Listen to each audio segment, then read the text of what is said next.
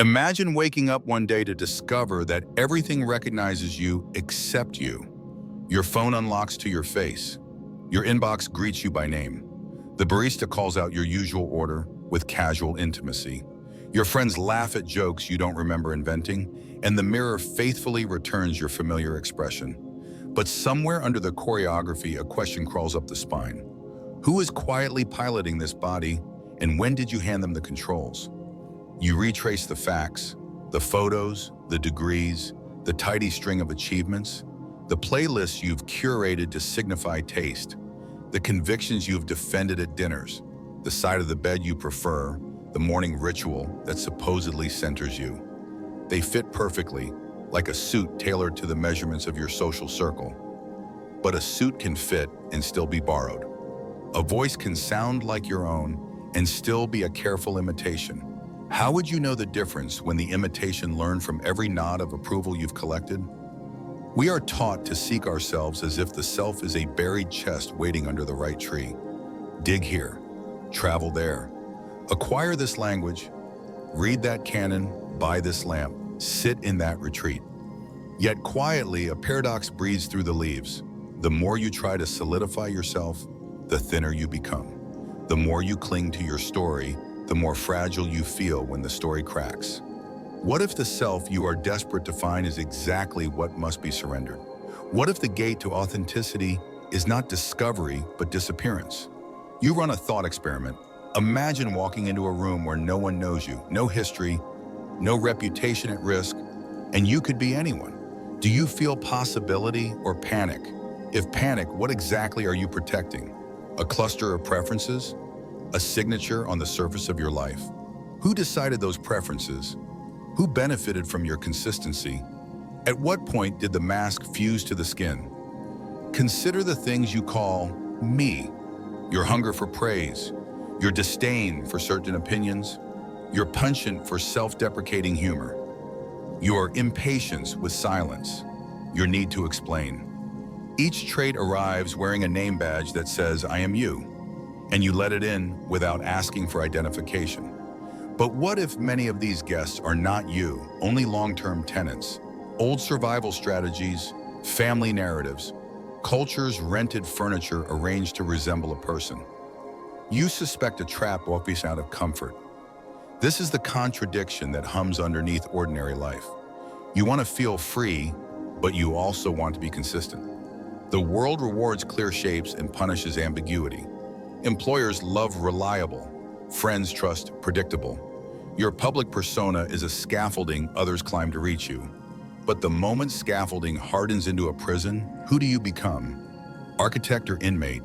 If growth requires shedding, what do you owe the version of you that others still recognize?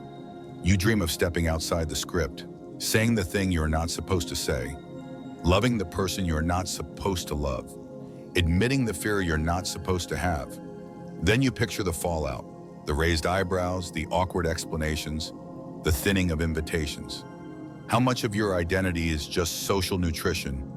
Calories you eat so you'll be allowed to sit at the table, and if you stop eating it, if you let yourself go hungry for a while, do you shrink into irrelevance or expand into something nameless and alive?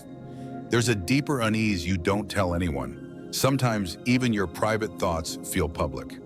You rehearse them for an invisible audience. You curate your inner monologue, polishing sentences no one hears. You know this performance well. It has protected you. But in the quiet, when you ask what you truly want, the words dissolve like sugar in hot water. What remains is a warm, formless ache. Is that ache the absence of self or the beginning of it? You've heard the instruction 1,000 times, find yourself. It sounds noble and safe, like a pilgrimage with a guaranteed destination. But what if the path runs the opposite direction, toward losing yourself? Not annihilation, but a deliberate shedding. Not erasure, but spaciousness. What if the person you think you must protect is a chrysalis, and the fear of losing it is exactly what keeps you from growing wings? Can a butterfly negotiate with its cocoon, asking to keep a few threads for comfort? Suppose you let go. Not dramatically, not with fireworks and resignation letters, but in the smallest ways. You pause before defending your usual opinion. You laugh without making a joke about yourself. You listen for the voice beneath the voice. Something loosens. Time opens. Yet terror rushes in too, primitive and bright. The mind asks, without a fixed identity, how will you make choices? How will you know whom to love, what to build, what to refuse? Who will take responsibility for the aftermath? Here is the great question, sharp as a blade and soft as a prayer. What if the way to find yourself is to let yourself be lost, truly lost, long enough to discover what remains when wanting to be someone finally falls away? What story would you tell if no one could remember it? What would you risk if your value weren't an equation other people could solve? Who are you, not as a role, not as a habit, not as a brand, but as the open field where roles, habits, and brands briefly appear and pass through? You don't have to answer yet. Answers offered too quickly will only become new masks. For now, feel the trembling door handle of a life that refuses to fit your old map. On the other side waits not a guaranteed victory, but an honest experiment, a disciplined vanishing, a willingness to stand in the unlit room and let your eyes adjust. If you listen, you can hear a low machinery at work, the hidden engine that keeps the self so tight, so protective, so convincingly solid. We will open that engine next, trace the hidden problem to its psychological and philosophical roots, meet the forces that taught you to cling, and hear the old voices that call your cage a home. Shall we step through? Step into the machine room. It smells of warm metal and old breath, the engine that keeps your you running. Watch the belts turn. Notice how each wheel seems to say, keep things predictable, keep things safe, keep the story intact. It's not malicious, it's evolutionary. Before you had a name, you had a nervous system calibrating to the faces that fed you. Cry to bring a face closer. Smile to keep it there. Very quickly, a subliminal equation etched itself into your flesh. Adapt your expression, survive. The first mirror was not glass. It was the gaze of your caregivers, the climate of their moods. By the time you could say I, the weather of approval had already sculpted a person who wouldn't be abandoned. Carl Jung called part of this sculpture the persona, the mask constructed to meet the demands of the collective. It's not fake, it's functional. The danger comes when the mask forgets it's a mask, when it merges with your skin and calls itself your face. Everything that doesn't fit, the rage that protects your tenderness, the wildness that terrifies your orderly routines, gets exiled into the shadow. You call that exile maturity. You call it professionalism, politeness, being easy to love. It works until it doesn't. Until the shadow begins to leak as envy, numbness, compulsions you can't explain. Meanwhile, inside your skull, a different architecture hums. Contemporary neuroscience depicts the brain as a prediction machine, constantly minimizing surprise to conserve energy. You build models of the world, models of other people, of time, of yourself, so you can move with minimal friction. The self becomes one of your brain's most cherished predictions. It's a compression algorithm, a simple, stable story that can absorb new input without dissolving. Disturb that story and alarms go off. The default mode network stitches memories and expectations into a narrator you believe. When conflicting data appears, evidence that you are not who you promised, cognitive dissonance kicks in, and you resolve it not by transforming, but by explaining. You confabulate, smooth the edges, revise the past. You don't lie, you streamline. Every bias you've ever read about gathers around the campfire to keep your story warm. Confirmation bias filters what you'll accept. The endowment effect convinces you that your current identity is worth more simply because it's yours. Loss aversion makes the risk of shedding feel like death. The sunk cost fallacy whispers that you can't abandon the person you paid so much to become. Add Cialdini's consistency principle. Your public commitments tug your private choices toward alignment, and the persona hardens. Imagine an immune system of the ego that treats novelty as infection. Shame is its fever, rationalization, its antibody. You start to understand why you default to yourself even when yourself is suffocating. Underneath this, something even older thrums. Schopenhauer's blind will, the endless push of appetite indifferent to your narratives. The will uses identity as a tool to stalk satisfaction. It wants certainty for hunting, not for truth. You sense it most when you're restless after getting exactly what you wanted. The new role, the partner, the approval. The hunger returns because the will was never chasing a specific object. It was chasing itself. You dress it in reasons, but the engine doesn't need reasons. It needs motion. Society exploits this engine with exquisite finesse. Aldous Huxley imagined a world pacified by pleasure, and you live in a version of it. A buffet of micro-dopamine designed to keep you just soothed enough not to revolt. Identity becomes a marketplace where you brand your soul. Your tastes become badges. Your outrage, a currency. Your certainty, a signal. Platforms love coherence. Algorithms reward repetition. The more you behave like a stable product, the more you are shown to yourself. You scroll through mirrors, then call the room a window. Meanwhile, mimetic desire, René Girard's notion that we want what others want because they want it, hums beneath the noise. You think you're choosing, you're often borrowing. Friedrich Nietzsche warned about the herd, the soft morality of consensus that lulls the spirit into comfort and calls it virtue. He also whispered something dangerous. Become who you are. Yet how can you become who you are while gripping a self designed to be acceptable? Becoming requires molten states. The herd prefers solid statues. The friction becomes your private suffering. You crave transformation, but fear the social cost. Then there is Sartre's bad faith, the refusal to own your freedom. He described the waiter who is so completely a waiter that he hides within the performance, escaping the terror of choice by becoming a role. You play versions of that waiter daily, the job title that eats your name, the family role that outlives the childhood that required it, the politics that become your passport. You shrink to fit, and shrinking feels like safety because safety looks like belonging. Psychology adds layers of glue. Attachment theory teaches that early relationships create templates, internal working models, through which you interpret every glance and touch. If love equaled self-erasure, then you'll repeat that erasure now and call it altruism. If love equaled volatility, you'll perform chaos to feel alive. Your nervous system prefers familiar pain to unfamiliar peace. Trauma, large or tiny, installs guard dogs, hypervigilant protectors that growl at ambiguity. Internal family systems names these protectors. Managers that maintain control, firefighters that douse pain with impulsive acts, exiles that carry the original wound. You mistake the managers for your personality. You mistake the firefighters for your spontaneity. You never meet the exiles without a chaperone of fear. And all the while, language conspires. Nouns seduce you into believing in essences. I am an anxious person. I am a creative. I am straight, liberal, practical, cynical, resilient. You turn verbs into identities because verbs are too unstable to offer comfort. Yet deep down, your experience of life is verb-like, flowing, changing, participatory.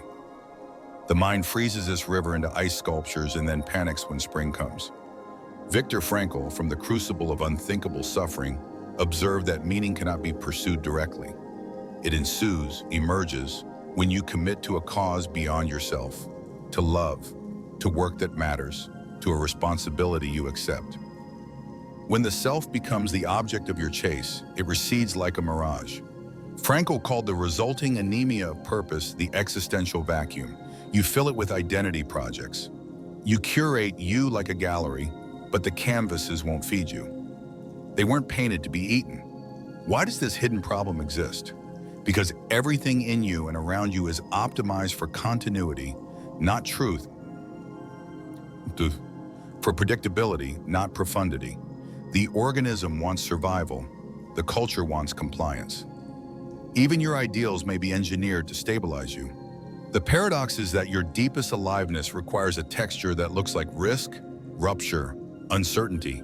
Exactly the textures your internal and external guardians were trained to eliminate. If you've ever stood on the threshold of change and felt a terror that seemed disproportionate, recognize the source. You are threatening the agreements that kept you safe, employing tools designed for a different time. The child in you learned that deviation endangered love.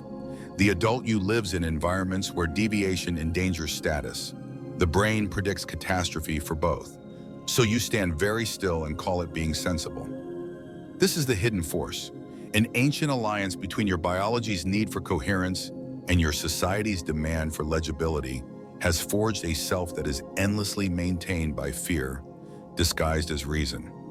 You try to find yourself inside this arrangement and wonder why it feels like running on a machine that refuses to stop. Your effort feeds the engine. Your questions become fuel for the very narrative that imprisons you. You sense the stakes without naming them. What does it cost to keep this arrangement humming? What do relationships feel like when everyone's wearing armor polished to a mirror shine? How does a culture develop when billions of identities defend themselves by consuming sameness and attacking surprise? You notice the weariness behind the bravado, the quiet emptiness behind the performance. You suspect the price is higher than you've admitted. Keep listening. The machine's hum is not harmless background. It sets the rhythm of your choices, the meter of your days.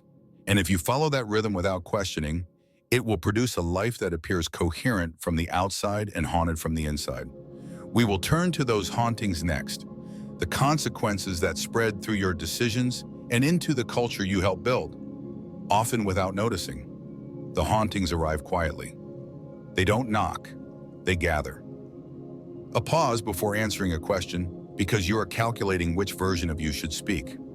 A chill when someone praises you for a quality you don't feel. The laugh you offer that feels like returning a rented smile. These are tiny betrayals, micro surrenders at the altar of the consistent self. One or two are nothing. A day of them is fatigue. A decade is a landscape. Numbness wrapped in competence. How many invisible compromises did it take to build a life that looks like yours and feels like borrowed light?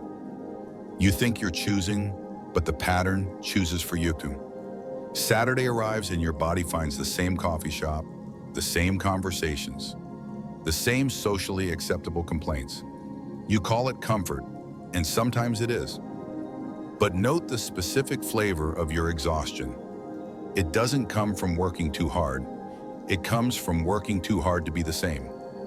The reward loop hums like counts, nods of approval, promotions, and yet each reward is calibrated to the persona, not the organism. Dopamine spikes, then fades, and the emptiness after is somehow deeper because now the neurotransmitter has testified you are optimized to chase, not to arrive. Inside, the default mode network spins stories to reduce uncertainty, but in doing so, it thickens the fog. You rehearse conversations that haven't happened. You defend yourself in imaginary courts. You replay old scenes and edit them for dignity. Rumination becomes your secret pastime, and stress settles like sediment. This is allostatic load, the physiological wear from chronic overprediction.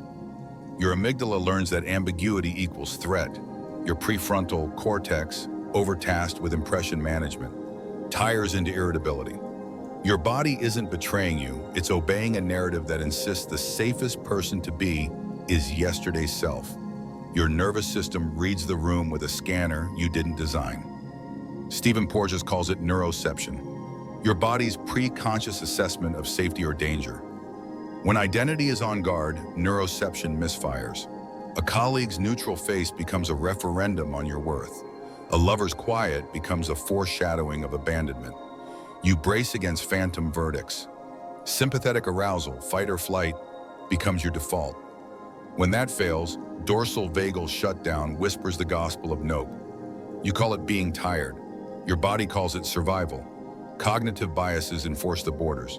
Status quo bias makes the present arrangement feel more rational than it is. Loss aversion inflates the cost of change beyond proportion. Identity protective cognition, the tendency to align your beliefs with your tribe's to avoid social penalty, turns inquiry into a minefield. Motivated reasoning picks evidence the way a child picks teams, biased, loyal, and convinced of fairness. Even when you read this and nod, confirmation bias converts your nod into proof that you're already awake. Meanwhile, the sunk cost fallacy reminds you of everything you've paid to be this person and asks coldly, are you prepared to waste your life if it means not wasting your past? Relationships pay a quiet price. You learn to present only the tranches of yourself that clear customs. Your friendships grow around the edges of what is permitted. Intimacy becomes a negotiation between masks that barter small secrets to pretend the larger ones are gone. Your partner knows the contour of your back and the layout of your opinions, but not the unvetted impulses that frighten you. You skim across the surface together, good at companionship, starving for communion. In the mirror of a beloved's eyes, you want to vanish into recognition, but recognition is calibrated to the persona. What they love is loyal. What they don't know waits in the next room, humming. Work amplifies the spell. Modern institutions worship legibility. What can be measured can be managed. What can be managed can be monetized. You translate your soul into bullet points. You cultivate brand coherence. Key performance indicators sneak into your sense of worth. The calendar becomes a surveillance device. Busyness, a halo. You run on OKRs for the self. The problem isn't that you have goals. It's that the metrics backform the meaning. You pursue what can be counted, then retroactively crown it meaningful. And on the day the numbers don't smile, your value feels delinquent. Culture, meanwhile, builds an algorithmic habitat tuned to your past self. Platforms serve you the same flavor of certainty, the same frictionless confirmation, the same neighbors in your echo chamber. Perceived consensus becomes reality. Pluralistic ignorance grows. Everyone thinks everyone else cares more about the performance than they actually do. You become a prisoner of imagined expectations. The illusory truth effect makes repeated claims feel honest. Repetition is mistaken for reality. You grow fluent in outrage because outrage signals commitment in a cost-effective way. It's a currency that purchases belonging without requiring transformation. Creativity wilts under this regime. You like art that looks like what you already liked because ambiguity triggers ego's immune response. You trial balloon your ideas for applause rather than for truth. The part of you that knows how to risk grows anemic. This is how derivative cycles lengthen. A culture that overvalues predictability breeds safe genius and spectacular sameness. You feel in the most private of ways the ache of unwritten work, the song you won't sing because it might not fit your brand. Your body keeps the ledger. Insomnia joins the calendar. Headaches file their reports. Your gut negotiates with your deadlines. The research is careful to say correlation isn't causation.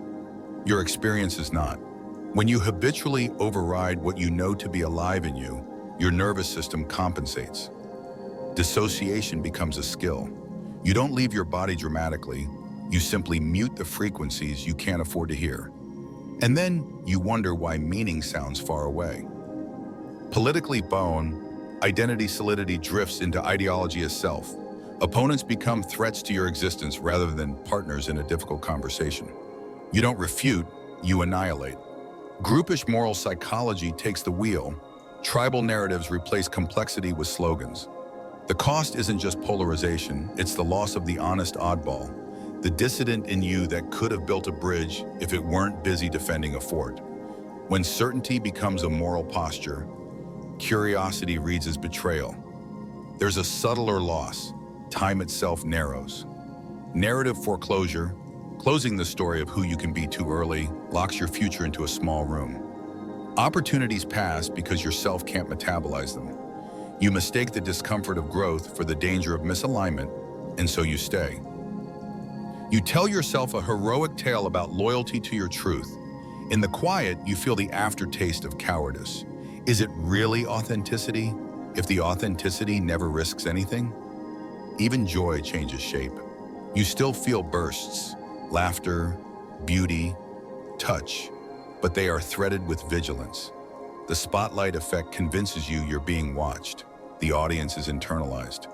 You choreograph your laughter. You pre-edit your tears. Pleasure becomes a performance scored for an invisible critic who always wants one more take. Your memories, reviewed later, feel like media rather than moments. You were there, but only as the camera operator. The culture you co-create inherits your stance. When enough people live this way, institutions evolve toward performance over presence. Healthcare optimizes throughput while neglecting touch. Education optimizes testing while neglecting wonder. Spirituality optimizes certainty while neglecting awe. We build architectures that reflect our defended selves, then ask why the buildings feel cold. We keep asking for more light and forget we installed the shutters. You can keep paying the tax.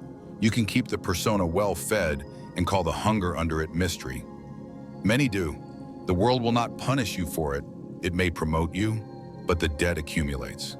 Moral injury accrues when you act against what you know. The bill arrives in quiet hours and in loud ones, in the middle of success, in the middle of night. And the longer you wait, the more the machine convinces you it is you. This is the trap, not as metaphor, but as method. An identity engineered for legibility generates habits that protect it, which produce environments that reward it, which reinforce the identity. A closed loop, a smart cage. How many more seasons do you want to live inside it? What happens to a life when the question it refuses to ask becomes the only one that matters? If the cost is this high, what would a rebellion even look like?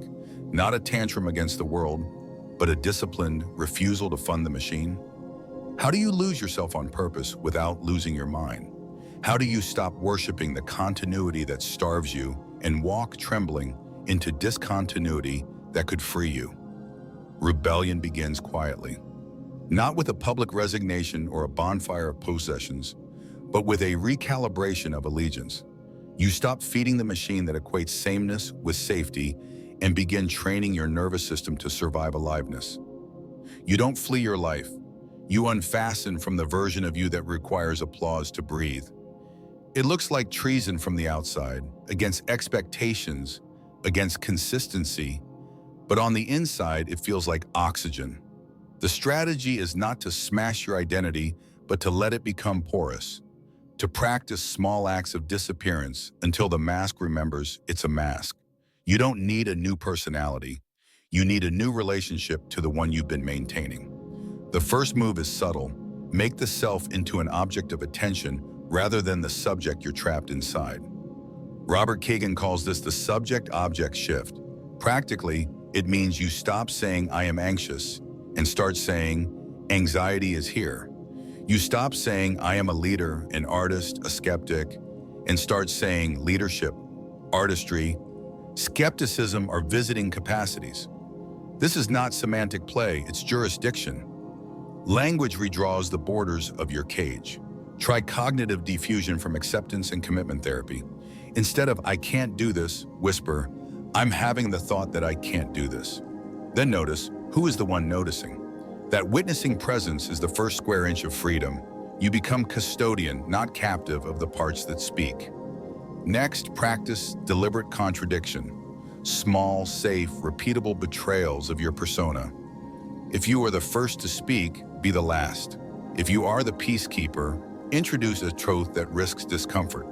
If you are the cynic, argue for beauty. If you are the helper, ask for help. These are micro-deaths, tiny funerals for the reflexes that keep your story unchallenged. They reset your nervous system's association between novelty and danger.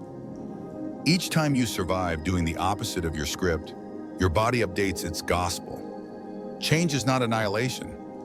Over time, these experiments become a habit of relinquishment, a muscle for letting go. Starve the addiction to recognition, run an applause fast.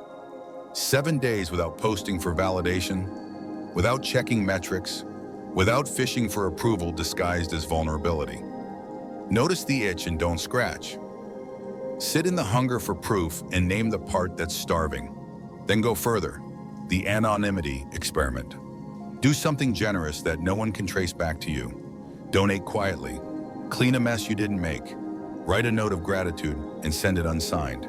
This is not sainthood, it's detox.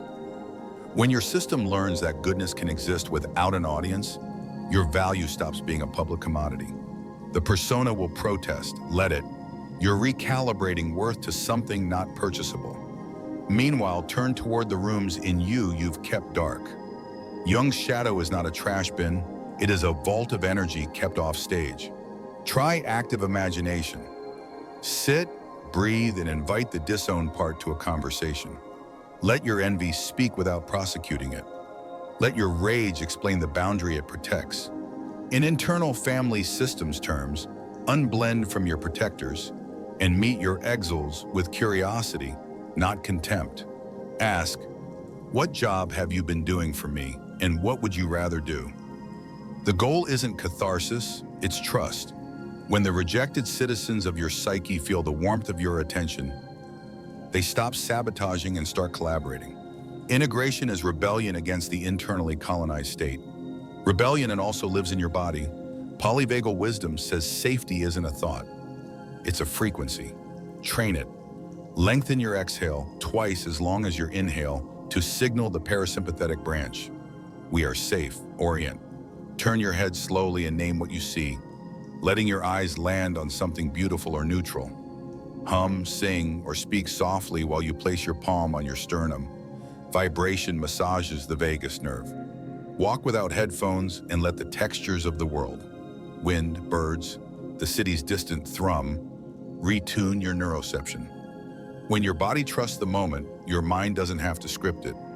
Creativity and courage are easier when vigilance isn't eating your bandwidth. Protect time for not knowing. Keats called it negative capability, the capacity to rest in uncertainties without reaching for premature resolution. Install a Sabbath for the persona, one day a week when you are not optimizing your image or your output. No branding, no declarations. Let your life be unphotogenic on purpose. Build friction back in.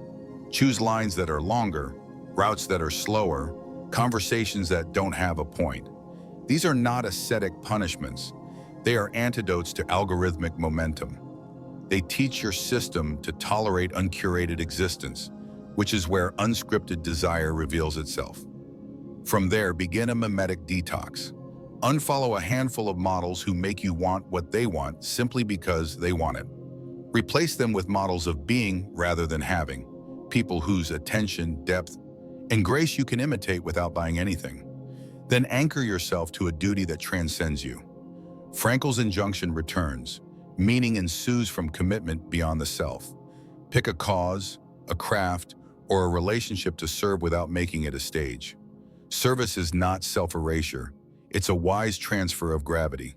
Choose something that would be good even if no one knew you did it. Let it discipline your time.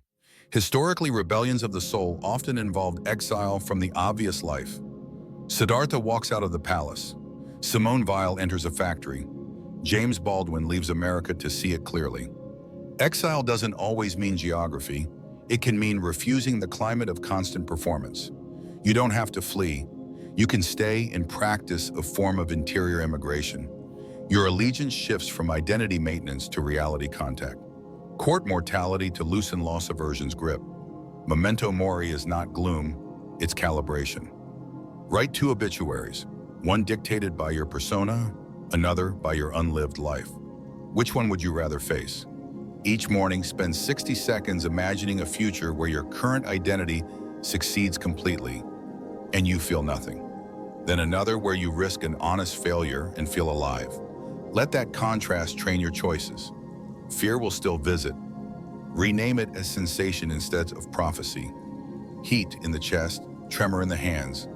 You can carry heat. You cannot negotiate with a prediction. Rebellion needs comrades. Gather a small circle that loves your becoming more than your brand. Make a covenant. We tell the truth even when it threatens our roles. We celebrate deviations from type. We refuse to weaponize each other's vulnerability for status. Let the group reward curiosity over certainty. If that feels impossible in your existing networks, create an anonymous practice partner somewhere. A therapist, a coach, a friend in another city, someone who will not be impressed by your mask. Co-regulation isn't optional. Your nervous system learns safety in company. Choose company that roots for your molting. Give yourself a container, 30 days. Every day, 1 micro-contradiction, 1 minute of breath with a long exhale, 1 act without credit, 1 page of conversation with a shadow, 1 choice that introduces friction, 1 gesture of service. Keep the scorecard private. Expect boredom. Expect the old alliances to bargain. Expect sudden bursts of grief for identities that saved you. Honor them, then continue. This is not self-improvement. It's self-disinvestment. You are reclaiming attention from the machine and returning it to the living field it fenced in. If you stay with this, something unusual begins. The compulsion to narrate loosens. Silence grows textured rather than empty. Decisions feel less like defending a brand and more like listening for an invitation. You do not vanish, you become less consumable. People who loved your predictability may flinch. People who love your aliveness will appear. You might mourn the old cohesion, but watch what arrives in its place. A different kind of continuity, the one that belongs to rivers, not statues. There is a realization that ripens on the far edge of this rebellion, one that renders the entire project of finding yourself fundamentally different. It waits like a door you can only see after you've stopped demanding to be visible. If you're ready, we can step through it. You expect a revelation to arrive like weather, thunder, a crack of sky, a proclamation that splits your life into before and after. It doesn't. It arrives like the moment between breaths when the need to inhale softens and, for an instant, there's just space. You look for a new self. What comes is the recognition that you were never the thing you were holding. The self you had to lose was the scaffolding around your seeing. What remains when it falls is not a better identity. It's the field that makes identity possible. There is a word for it in some traditions, no self, anatta, but you don't need the term. You know it by texture. When you stop tightening around me, the world doesn't become less vivid. It gets more. Colors dilate. Other people cease to be mirrors you must manage and return to being beings you can meet. Events are no longer auditions for your worth. Choice feels less like defending a brand and more like answering a call. The witness you glimpsed when you unhooked from your thoughts expands, not as a blank nothing, but as a lucid openness that can host anything without being exhausted by it. You aren't losing yourself into a void, you're losing yourself into presence.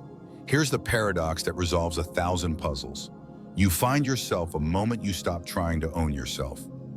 Ownership collapses into stewardship. Identity becomes an instrument, not a master. A violin is not wrong for being a violin. It's a problem only when it believes it is the music. You are not the roles you play, but the capacity to play them faithfully and drop them cleanly. Persona returns to its rightful place, useful clothing for specific weather, not your skin. Shadow returns too, not banished but integrated. Fuel for art, for boundaries, for depth. The parts you feared would discredit you become colors in a palette you can finally use without lying. What makes this realization more than a concept is how it changes the felt sense of living. The brain's prediction machine doesn't shut down, it stops pretending to be king. Thoughts still come, but they're weather reports, not royal decrees. Feelings still rise, but they're waves, not definitions. Sensations pass through without sticking to a name tag. The default mode network quiets. The space between stimuli and response widens. You notice that clarity often precedes narrative, not the other way around. Meaning ensues. Frankl's word lands with less effort, like a fragrance that follows devotion rather than a scent you spray to prove you were here. Responsibility doesn't vanish, it intensifies. When you are not busy protecting a statue, you can attend to the garden. You make promises because they're worthy, not because they're on brand. You refuse because your no belongs to something larger than ego's preferences. It belongs to life's coherence. Freedom stops being the power to do whatever you want and becomes the power to respond accurately. The moral life shifts from posturing to presence. You don't need to win the argument to be intact. You don't need to be seen to see. Love changes shape too. It stops bargaining for identity tokens, validate me and I'll exist, and starts recognizing itself across the space between you and another. Love is not two completed selves exchanging certificates. It's two openings making a world. You become less hungry for recognition and more hungry for reality. The people you can truly love become those you can afford to lose, not because you value them less, but because your being is no longer mortgaged to their gaze. Paradoxically, this makes devotion fiercer, not softer. You can risk honesty because your existence doesn't depend on the outcome. Creativity, once captive to the persona's metrics, walks out of the office and into the forest. You create to listen, not just to be listened to. You follow ideas that threaten your image because your image is no longer the project. Risk is still risk. It tingles, it heats the skin, but you recognize its signature as aliveness, not doom. The nervous system you train now helps you stay. Ambiguity is not a cliff. It's a field at dusk where your eyes slowly learn to see. The work that arrives from here has a different density. It doesn't beg to be liked. It invites you to be true. The world outside doesn't change on cue. Algorithms still hum, institutions still reward legibility, tribes still police boundaries. But you move through them differently, as a participant who knows the game and remembers the sky. You can play without being played. You wear identities like tools: parent, friend, designer, healer, skeptic, believer. You put them down when the job is done. You don't confuse the glove for the hand. You don't confuse the hand for the one who is aware of the hand. Does the pain stop entirely? No, grief still breaks you, injustice still burns, loss still hollows. But when you are not defending a brittle statue, suffering connects rather than isolates. It opens channels of common life. Even despair becomes a kind of gateway when you don't make it your name. You can sit with another's ache without needing to fix, to be useful, to perform empathy. Being there becomes enough because being is not a role. The rebellion matured into gentleness. What then is the ultimate truth? Not a sentence you can frame and obey, but a stance you can practice. You are not a thing to be found. You are a clearing space where life shows up. To lose yourself is to surrender the demand to be someone, so you can be with what is here and respond with integrity. The search ends not because you discovered a final identity, but because you stopped requiring one to belong to the world. The river doesn't discover it's a river by collecting water in a bucket. It discovers it by flowing. So how do you live from here? The same way you arrived, on purpose, in small ways, with reverence for the unseen. Notice when you start performing and soften.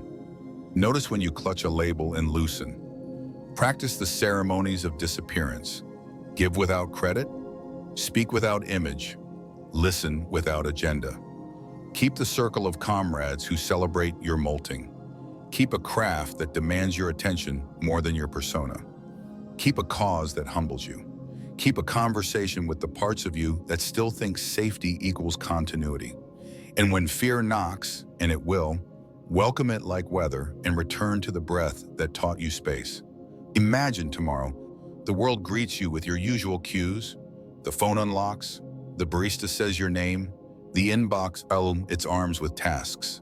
You smile not because the life is fake, but because you know the difference between choreography and dance. You will play your part.